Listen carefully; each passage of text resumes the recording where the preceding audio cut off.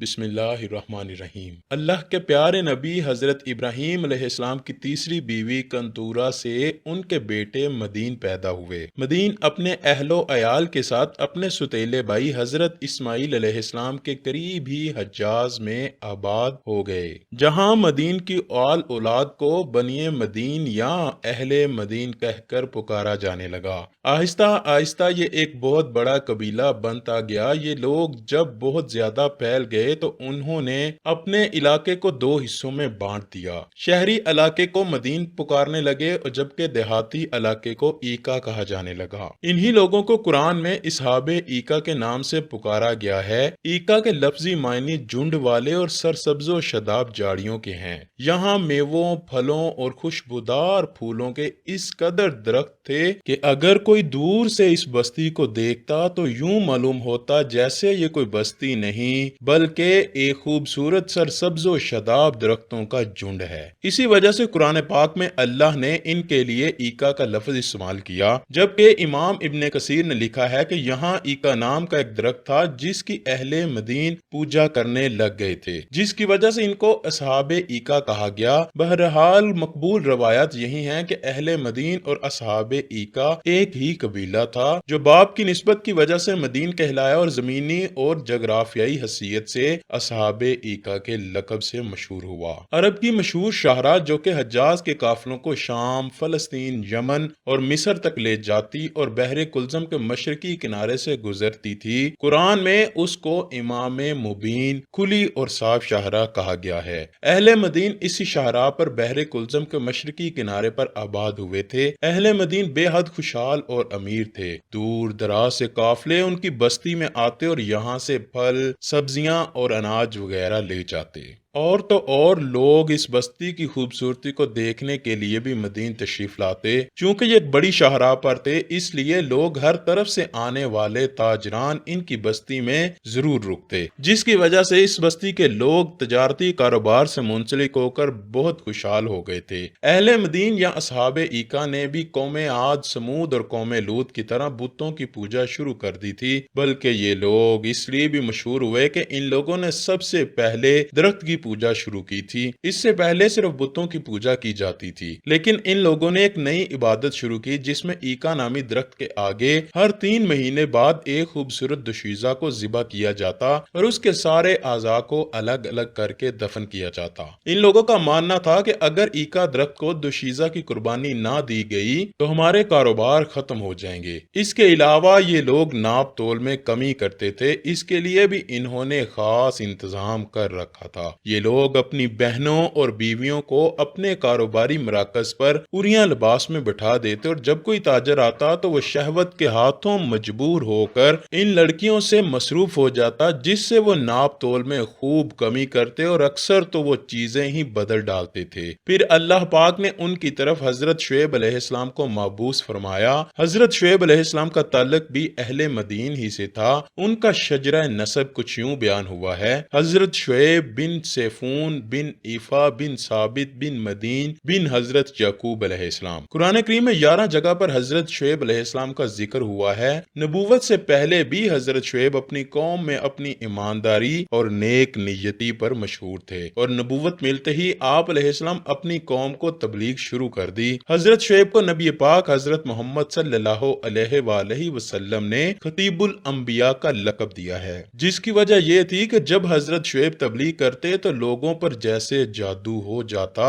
لوگ کام کاج چھوڑ کر ان کی باتیں سنتے، لیکن اس کے باوجود بھی چند غریب لوگوں کے کوئی بھی آپ پر ایمان نہ لایا، بلکہ آپ کو جادوگر ہی کہا جانے لگا۔ قرآن پاک میں ارشاد باری تعالیٰ ہے: اور مدین کی طرف ان کے ہم قوم شعیب کو بھیجا، انہوں نے کہا اے میری قوم، اللہ پاک کی عبادت کرو، اللہ کے سوا تمہارا کوئی معبود نہیں، ناپ تول میں کمی نہ کرو، بے شک میں تمہیں خوشحال دیکھ رہا ہوں ہوں، بے شک مجھے تم پر گیر لینے والے دن کے عذاب کا ڈر ہے۔ لیکن قوم نے جواب دیا، اے شعیب، کیا تمہیں تمہاری نماز حکم دیتی ہے کہ ہم اپنے باپ داداؤں کے خداؤں کو چھوڑ دیں یا اپنے مال میں اپنی مرضی کے مطابق عمل نہ کریں؟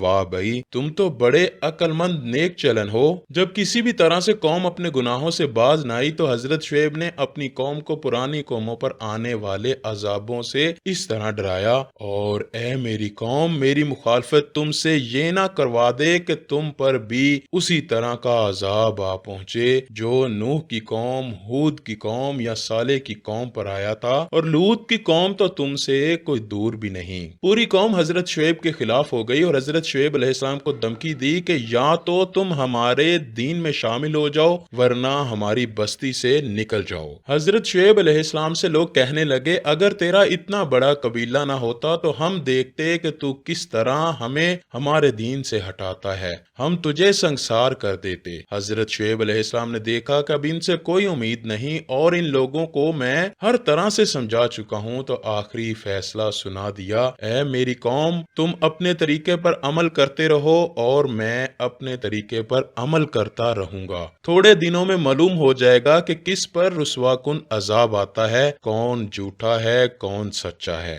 اس کو اللہ پاک قرآن میں فرماتا ہے، اے ہمارے رب، ہم میں اور ہماری قوم میں حق کے ساتھ فیصلہ فرما دے اور تو سب سے بہتر فیصلہ فرمانے والا ہے۔ لیکن پھر بھی اس قوم نے اپنے گناہوں سے توبہ نہ کی بلکہ حضرت شعیب سے کہا، اگر تم سچے ہو تو ہم پر آسمان کا کوئی ٹکڑا گرا کر ہم کو ہلاک کر دو۔ اس کے بعد اس قوم پر خداوند قہار و جبار کا قاہرانہ عذاب آ گیا۔ وہ عذاب کیا تھا؟ اللہ اکبر! سنیے اور دوستو عبرت حاصل کیجیے۔ حدیث شریف میں آیا ہے کہ اللہ پاک نے ان لوگوں پر جہنم کا ایک دروازہ کھول دیا جس سے پوری آبادی میں شدید گرمی اور لو کی حرارت و تپش پھیل گئی اور بستی والوں کا دم گھٹنے لگا، تو وہ لوگ اپنے گھروں میں گھسنے لگے اور اپنے اوپر پانی کا چھڑکاؤ کرنے لگے، مگر پانی اور سائے سے انہیں کوئی چین اور سکون نہیں ملتا تھا اور گرمی کی تپش سے ان کے بدن جھلس رہے تھے۔ پھر اللہ پاک نے بادل کا ایک ٹکڑا بھیجا جس نے اس بستی کے ایک حصے میں چھاؤں کر دی اور اسی چھاؤں میں ٹھنڈی ہوائیں چلنے لگیں۔